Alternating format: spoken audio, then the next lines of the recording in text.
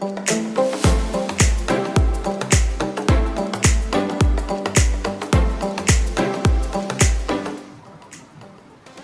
evening, everyone. Welcome to Shalini Diwan Talk Show. And it's a beautiful day because we are a pre-run to Teachers' Day, so a happy Teachers' Day to all of us. Now, before we go further, I would just like to say is that teaching is one profession. It teaches all professions. And teachers are, with their knowledge and their patience, create responsible citizens.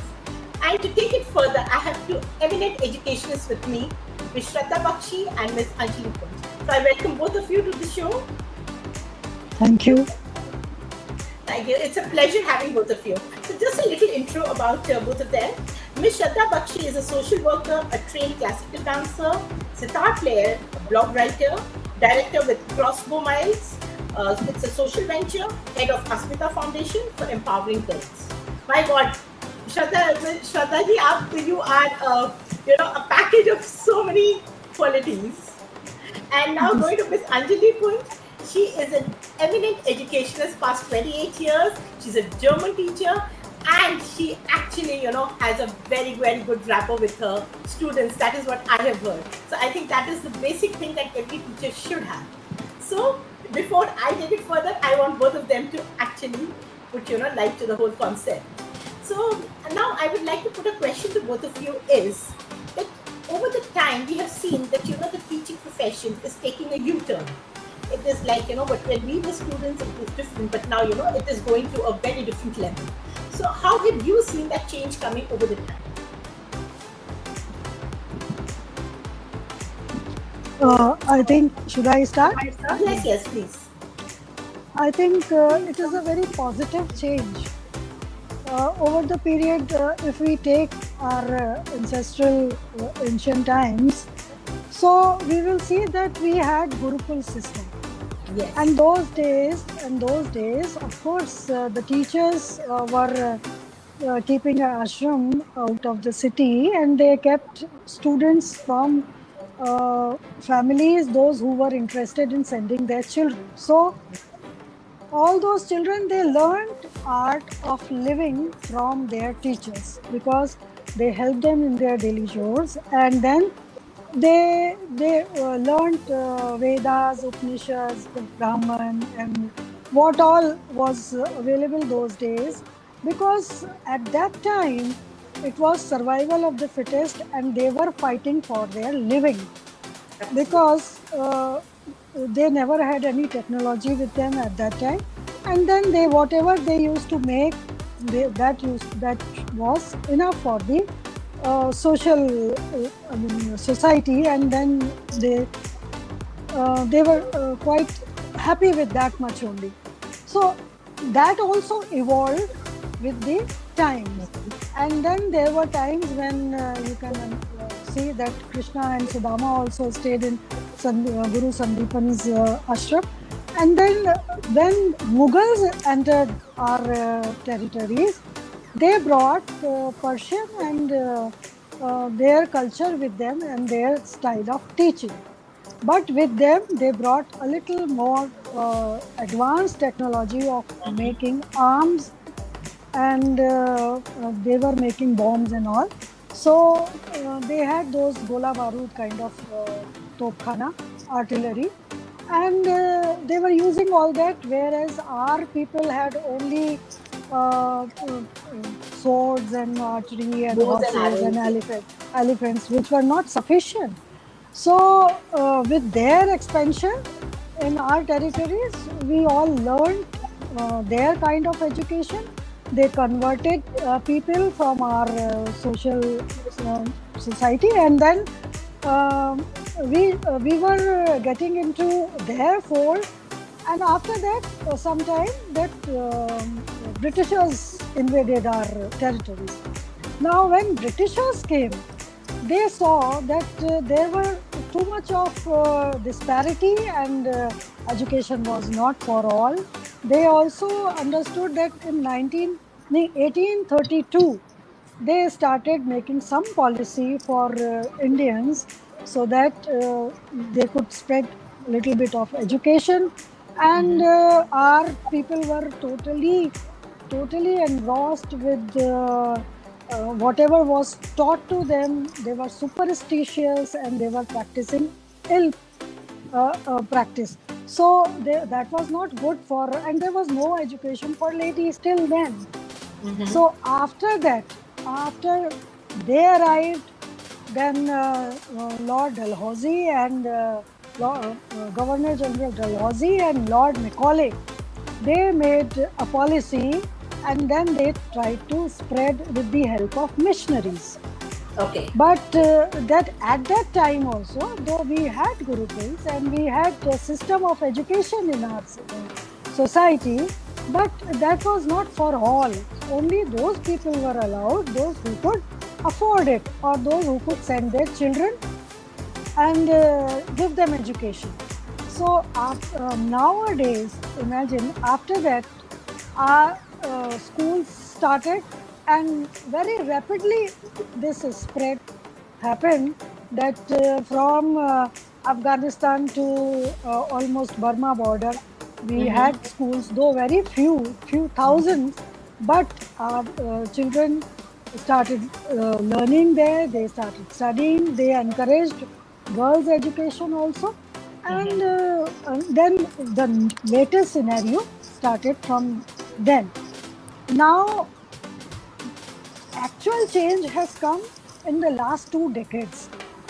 You will also agree with me, Anjali ji, that last 2 decades after Mr. Narasimha Rao's regime, and things have changed so rapidly that we have experienced this change. That there was education 2.0, then suddenly we saw education 3.0, and nowadays there is nothing less than 4.0. Imagine where we have reached. So this I think change is very positive, and what I feel that teachers, they have to keep up to the standards of what is available outside. So they are also changing. And yes, commercialization has brought a little gap between the respect we used to do to our teachers, because we were very much close to our teachers. Nowadays, because of computers and because of internet, students don't require that much of closeness to the teacher. They get everything in their palm top. So imagine if they are getting everything at home, what teacher is doing? Teacher is making them wise. Okay. They are getting information from outside. Teachers are making them wise and wiser. So this wisdom is coming with this new pattern of knowledge, and this is required for today's world, because our eyes are now up to Mars. Yes. We have no boundaries these days. Our Earth is a global village now. Just imagine. So our eyes are on the other planets, and if we have to reach within 20, 30 or 100 years to other planets, so many light years away from us, this kind of change is required. Now, Anjali. Yes, it was so well said. We went through the whole system of how the education started to where we are now. It was just amazing to actually hear this journey. It was very, very beautiful. So, Anjali, what do you see? Shraddha ji, so thank you so much for running us through the history of the education system in India. And so I will not be speaking much about that, since you've covered it so wonderfully. So what I will come to the present scenario, like I'm a teacher, I've been teaching past 8 years. So I've done varied subjects, like I teach science also, I teach German, I teach English also. So I'm qualified for all the 3 subjects. Anyway, coming to that, I would say the past few years. Now, first I would like to talk before the pandemic and during the pandemic. And so before the pandemic, as I saw it, so with technology coming in, with the internet coming in, even before the pandemic, I think that although the children were not so much into computers or, exploring the net, because when they were coming to school physically, they had so many other activities to do. Yes. participating in debates in the school, which is also going on side by side online, but it's not the same thing. Sports and so many other activities, handwork like art and craft, and learning other hobbies in school. So that kept them busy. So you used to keep them away from the computers. I think it is slightly, from the health point of view, that is so very good, because with so much of on-screen time happening during the pandemic, there have been rises in the vision going down in the children, having headaches, body aches because of sitting on the computer physically. So when I talk about physical school, I would say that things have changed, and as you said, it's a global village, and India is picking up in every field, I would say, right? And even in education, we are having massive, covering massive strides, because even with the new national policy on education 2020 coming in, so we see so many changes which are there, which open up a wide plethora of diverse fields for children who are not, maybe not so academically inclined also. So we are, the government, the country is now looking at training these children, giving them vocational professional education. So many new streams in the field of education has come: food and nutrition, dietetics, so many other fields, where the children learn so much. And so every child which passes out of school will have a way of earning their livelihood and have some kind of skill. So skill building is what our Prime Minister is focusing on in India. So I think this is massive, a big, massive positive change in our society, in our educational system. And yeah, despite having knowledge at the click of the button, I think the guru is always the central point, the pivot which holds the student and the society together. Because even if the children have, there's an overflux of information on the web, but the child doesn't know how to sift that information, Yes. how to organize that information, what is useful for him for the particular level or stage he is in, and that sometimes leads to a lot of confusion. So we do have some students who are very curious and are spending a lot of time on the net also. So they will go beyond the textbook, which is a good thing. I wouldn't discourage that, but then it sometimes leads to confusion because it's not been explained to the child by a teacher. So this role of a teacher is so important. Now, in this time of the pandemic, I would like to congratulate worldwide, I think, all the teachers who have taken on the challenge of teaching the children sitting from the comfort of their homes. But this is not so easy to teach from the comfort, so-called comfort of your homes, because it is a very difficult task to find a safe, secure place wherein you can teach without interruption. Yes.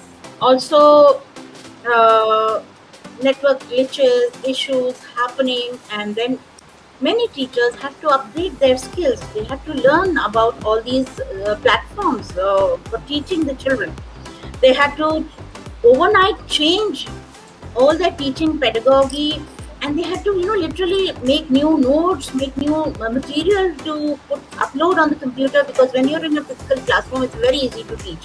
Pick up a chalk, you just need a blackboard or a whiteboard these days and a marker pen, and that's it, and you can just speak. Your voice is and your knowledge is what controls the class. So, but here, technology, the children are much more smarter than us, much more wiser. So we had to always go one step beyond the child to enable to make the classroom more disciplined and more, in control. So now that the schools are opening up slowly, and some of the children are coming back to school, we're so happy to see them, and the children are so happy to be back in school. So that 1.5 years, they have missed the physical touch. Meeting the guru, meeting the teacher, being with the teacher, cracking jokes with the teacher, and talking all their problems with the teacher, and that is something, this bond cannot be broken. Because even sitting at home for the past 1.5 years, they come back and tell, "Oh, ma'am, we missed you so much. Oh, ma'am, we missed the school so much." So, although the, there is a change, like in as far as the discipline and respect what we used to give our teachers, our schools are more disciplined. I mean, at least I've studied in a convent school, so the convent schools are famous for their discipline. You couldn't utter a word out of line, and we had nothing but respect for our teachers. It was so ingrained, to say in our culture. It is the guru is given a place or position greater than God, and now children show their love, their respect, their in a different manner. They are more friendlier, like Shalini ji said, and but in their heart they are only children. So it is for us as educators to guide them and channelize. And if respect cannot be earned by age or a position, it's by your actions. If you are fair to the child, you are just to the child, and the child sees that you are sincere, you mean well from him, he will come back. He will come back, give all the due respect. And yes, parents, now the role of the teacher has changed also so much. Now there is not just teaching. It's not just teaching. Now parents are so busy. Both parents are working mostly. We have nuclear families. Earlier we had joint families where the grandparents were there to guide the children. Now everything is left in the lap of the teacher. The school, the teacher. Teaching them manners, morals, everything is in our hands. Sometimes we have to counsel the children for every little thing. And sometimes we need to counsel the parents also. Yes, absolutely. I agree with you there. And we have seen that, Shraddha ji was talking about, and you, Anjali, you were talking about, it was so nice to see that, the Gurukul Pratha was something which we actually miss. And I think, with the modern education, a Gurukul Pratha has to be there because that was a holistic education. It was something which was, everything was taught to a child, and that made him humble, grateful, and something we could relate to every section of the society in a very nice way. So I think we should invite the Gurukul Pratha, but with a modern touch to it. And I actually want it so badly to happen. Let's see, when we actually go about it.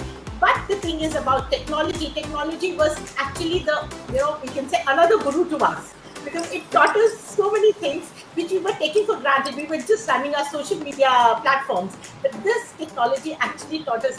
So I think pandemic was something which was just a pause button for us to actually understand what is a teacher, what is a family, what is a relationship, and how these relationships actually matter. Because at times we were taking it for granted. We were running such a rat race where we were not even stopping. We were not even turning back to look around, okay, what is happening? But this pandemic was very important for all of us to understand the relationships, which, and as Anjali said, that, seeing the teacher, they said, "Man, we miss you so much." This was not happening before.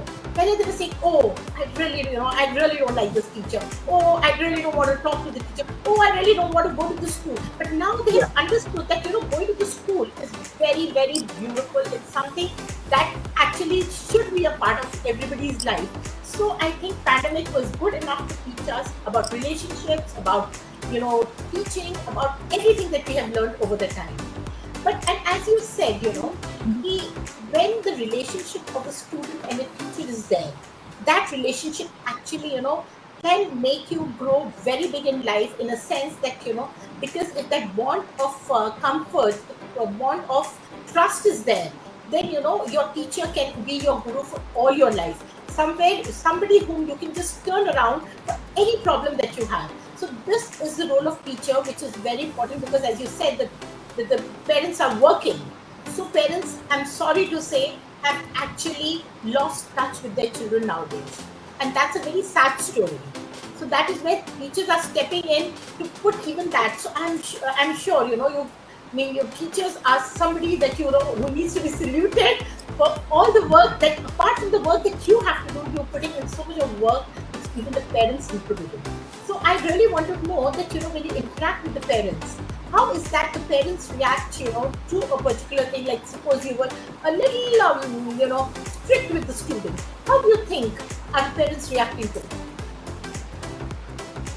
Uh, I didn't get your question. Like a trick to the child, or No, like, what I meant to say was, like, parents at times get a little, they get, okay, how, why did you tell my child this, or why were you strict to my child? Over Why did concern. Yeah, Over so concern. this way, yeah. So the mentality of the parents, because they are also working very hard. But at times, they come up with a very harsh language to the teachers. So how do you think you handle those parents? Because that is something which is very difficult to handle, because students still can understand, but parents it's very difficult to handle. So how do you yeah. teachers handle that? So like we get all kinds of parents. After all, everybody is a human being, and they have their own stresses also in life, and we try to understand where this kind of reaction is coming from, first of all. Secondly, we have to be very patient, as teachers, with children and the parents too. And the parents. And we try to pacify the parents, first calm them down and let them realize what is the real situation, because sometimes the child is not conveying the correct picture at home. Yes. And we need to then apprise them as to what is actually happening in the class and why this action was taken by the teacher.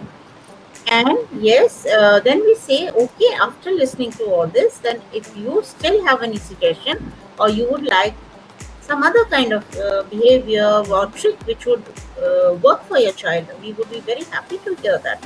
So if you could also guide us as to how you think your child will work better, and so we will hold hands and we will work with it, because after all, the child is at the center of education. We are working for the child. Parents are concerned for the child. Ultimately, it's their child, right? So we have to give that their due. And yes, and if you are reasonable, I think all the parents do understand. After all, they have their child's well-being at heart. So this is in an the- extra step that the teachers have to take with the parents also. So this is Yeah, like, but some parents are very, very good also. They are Yes. so appreciative, which really boosts the morale of the teacher.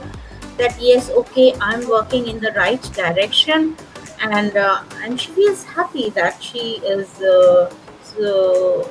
doing some good somewhere. So actually, the aim is, it's a noble profession. Our aim is ultimately to do good for the child and build up good citizens for society. So it gives you such a good feeling when you meet an ex-student who's doing well in life, or an ex-student sends you a message on WhatsApp or on Facebook that, hello ma'am, how are you doing? I've reached here and thanks to you. So that feeling is like, that's ultimate. Yes. can't be explained. It brings such a smile to your face. Yeah. And the blessings come from the heart for the Definitely, children. definitely. Yeah. So, and but Shradhati, I would like to know from you. You're also working for rural, development. Underprivileged. Yes, Underprivileged students. underprivileged, and you're working with a lot of girls. So, do you think there is a different, how do you handle that? Because that's also not a very easy, situation to handle. I am trying to teach them what is gender bias, actually. Okay. And those girls, those who are coming from underprivileged background, they know everything, because these days TV and internet and computer teaches you everything. So they understand. But they are not capable of changing mindset of their parents. So I took a trip right through Bihar.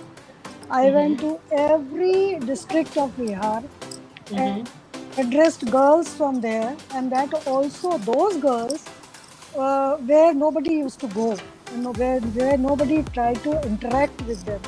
So I interacted with them. I stayed with them for 3-4 days, every station. And then they opened up and then they said that, ma'am, we understand everything. We have all the capability. We can understand whatever is being taught in the school. But the moment there is a time of going to school, either my mother gets sick or something happens at home that I am told to stay. I think there is a technical problem. Network connection. Yeah, I think Yeah. there's a technical problem. Yes, it's Anjali ji is so right, as Shraddha ji is saying, because this is a thing that even I'm facing when I run my Global Fighters Foundation, and that when I go to my village school, this is a problem that I'm facing. That the girls, it gets difficult. First, when there is no money in the house to educate a girl, it's the girl child who's pulled out first from the school because they Yeah. feel that the son needs to be educated. But they fail to understand that it's a girl who actually will be teaching the whole household and ultimately the society. So they fail to understand that it's a girl who is going to have that edge over the boys also, or probably at par with the boys. That education for both of them are very important. But then again, I feel that वो थोड़ा सा problem आता है where because biologically a boy and a girl are different. So it becomes our duty as a society to make sure that when the girl is coming to school, because when they attend their puberty and stuff, they have a they feel comfortable coming to school. So that so we need to create that infrastructure, which is very important. And that basic infrastructure, if it created good, then every girl will love to come to school, because now I have 60% girls. So because I have a proper infrastructure in the school. So this is how so that trust needs to be built up, and because the parents also feel that yes, they can send their child, and the girl feels comfortable coming to school. Yeah, this is unfortunate because despite 75 years of independence, we are still struggling with the education of the girl child, especially in remote areas, in rural areas, or where there is a gender bias definite and discrimination against girls. So, as you said, truly, the girl's child is the first person to be taken away from school, and we need to educate the mothers, and this is to be done at the grassroots level, that if they could not receive education, then at least they should ensure that their daughters, That sisters should be allowed to be educated in school. No? Yeah. So I think Shraddha ji is back. Right. I don't know We what missed you, happened. Shraddha Some ji. glitch. Some we were glitch. talking about the technical glitches that are there. Some glitch. But then that is part of life now. Yeah, part Yeah. of life, yes. Nice So to we have you were back. talking so we were covering up, for you when we were talking about girl child education in the rural sector. Okay, I understand that. But I must add to your conversation, that is, we must applaud a person who has taken advantage of his knowledge of technology, what we are talking here, that the latest technology, what all one teacher can do in his life, he has done it in few years. And that is Mr. Ranjit Singh Disale. Okay. I hope you have heard about him. He is Best Global Teacher 2020.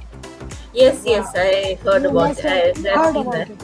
Yeah. And imagine when he reached Sholapur, where he was posted, he is a B.Tech in computers. He was not getting a proper job. His father suggested that you take up teaching, another way of imparting your knowledge. And when he reached his place, there was no school. There were only few dilapidated rooms, and they had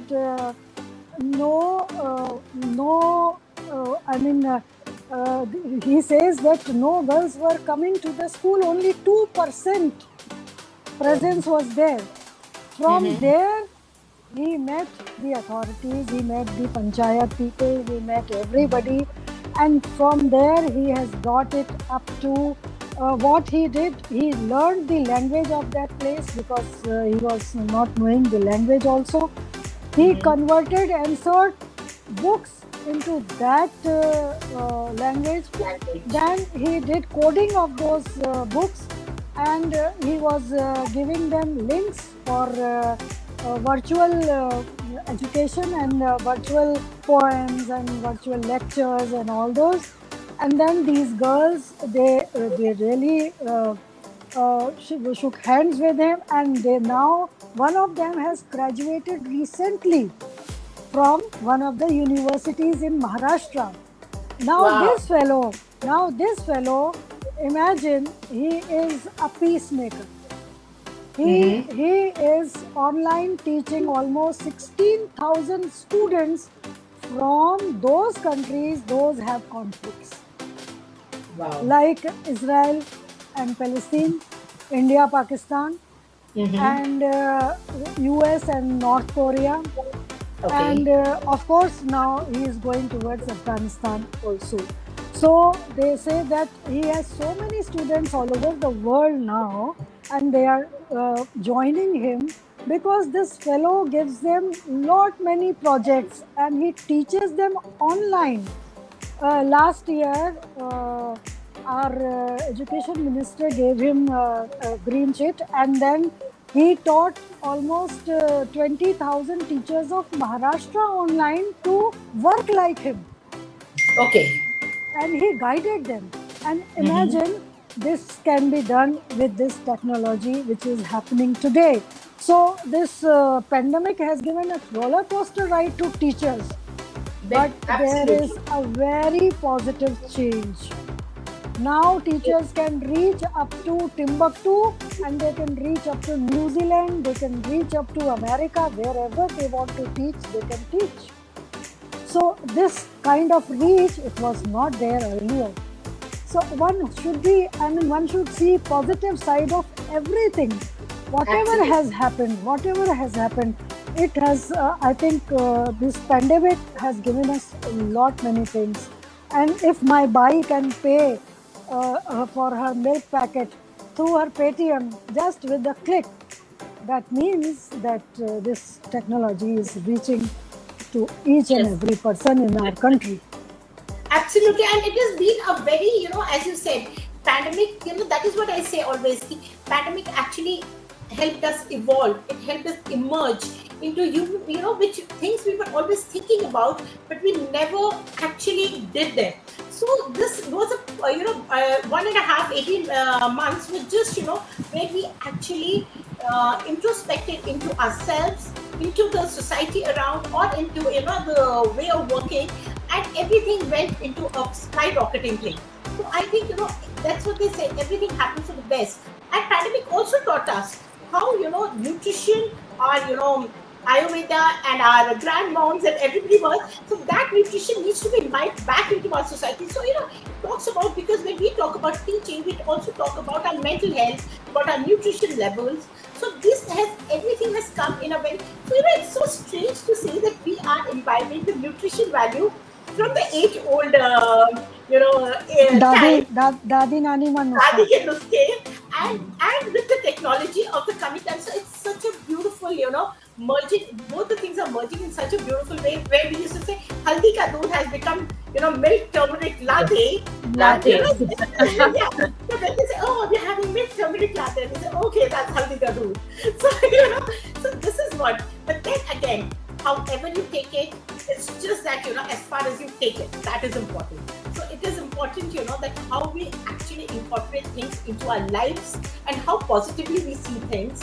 And I think the teachers and gurus have got, have raised the pedestal, I think, has risen Pedestal. up, because there was something where we used to actually adore them. Now we actually, worship them with how much of effort and how much of patience, knowledge they are trying to make everything move as smooth as they could. So, I mean, this is just beautiful. And as many as we talk about teachers, I think वो कभी भी कम नहीं होने वाला है. एक वो बड़ा अच्छा सा मुहावरा था ना, वो था कि गुरु गोविंद दोनों खड़े काको लागे पाए, बलिहारी गुरु आपने गोविंद दियो मिलाए. Govind Diyo The Bataye. guru who is actually the link between the Almighty and the humans, It's the guru who is the link between the wisdom and the knowledge that we actually require. It's the guru who is everything. So I mean, it was so beautiful listening to both of you, and I would definitely love to take another session with both of you where we talk about, a different relationship of how the students actually have grown into a very responsible citizens with the teachers and with the technology. So we'll come back again with both of you, but it was a pleasure having you. And I mean, I don't know how to thank both of you because I've learned so much from actually listening to both of you. And I hope Thank you. everybody who's listening to us has also gained a lot of knowledge. So I'm happy Thank to you. see all of us again. Thank you, Shraddha ji, and thank you, Shalini. Thank you, ji. Anjali. Thank you, Shalini. And Thank you I so would much. like to thank all my students. Because of them, I'm here, right? So a Absolutely. guru will not be there if there are no students. I think. Sure. Absolutely. You're right. Sure. So true. So thank you so much. It was a pleasure having both of you. Thank you.